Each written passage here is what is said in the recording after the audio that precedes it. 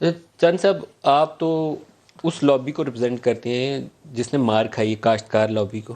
آپ تو میرے خیال میں اس معاملے میں کسی کو چھپانا نہیں چاہیں گے، آپ بتائیں گے. نہیں، وہاں پہ یہ لڑتے ہیں، وہاں پہ یہ بات جو ہے وہی کرتے ہیں جو میں کر رہا ہوں، لیکن نہیں، آپ بولیں گے، یہاں پہ تو نہیں کریں گے. نہیں سچ بولیں گے. نہیں، میں دیکھیں سچ بولوں گا اور اپنی پارٹی کو ڈیفینڈ کروں گا. اور میں رانا صاحب کی رانا صاحب یہ جو آپ بات کرتے ہیں نا مافیاز چیزیں، دیکھیں شوگر انڈسٹری کو پروان کس نے چڑھایا؟ کاٹن ایریاز میں رانا صاحب وزیر قانون تھے، میاں شہباز شریف صاحب چیف منسٹر تھے، یا اس سے پہلے بھی میاں نواز شریف صاحب کے دور سے آج تک دیکھ لیں. کاٹن ایریاز میں شوگر انڈسٹری کس کے دور میں لگی پابندی کے باوجود؟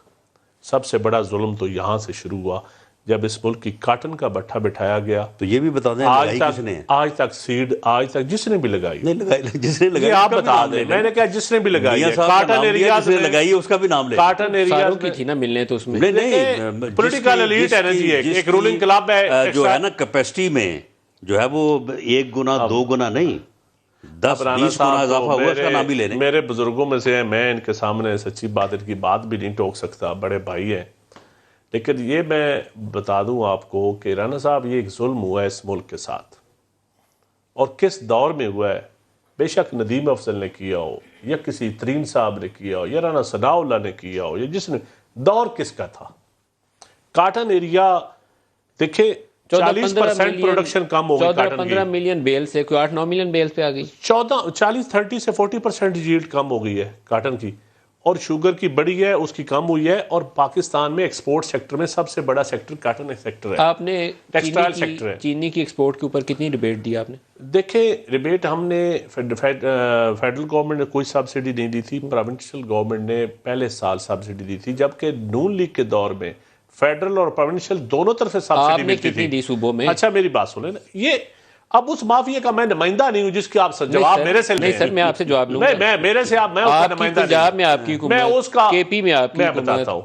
دیکھیں جو طاقتور طبقے ہوتے ہیں نا، حکومتیں ان کے ماتحت بھی کبھی کبھی ہو جایا کرتی ہیں. مجھے بات تو پوری بتا دینے دیں. شوگر کی آپ نے ایکسپورٹ کے اوپر ریبیٹ دی 10 روپے کتنے پیسے؟ اب جو کرنے والی بات ہے اس کا حل کیا ہے؟ اس کا حل کیا ہے؟ ہاف پرائس کے اوپر آپ نے ویٹ ایکسپورٹ کی اجازت دے دی. وے فارورڈ کی طرف آئے نا، حل کیا ہے؟ اب آپ ڈبل قیمت پہ ہمیں منگوا کے وہ 100 روپے کی چینی بیچیں گے اور آٹا بیچیں گے. 40% ریگولیٹری ڈیوٹی ہے.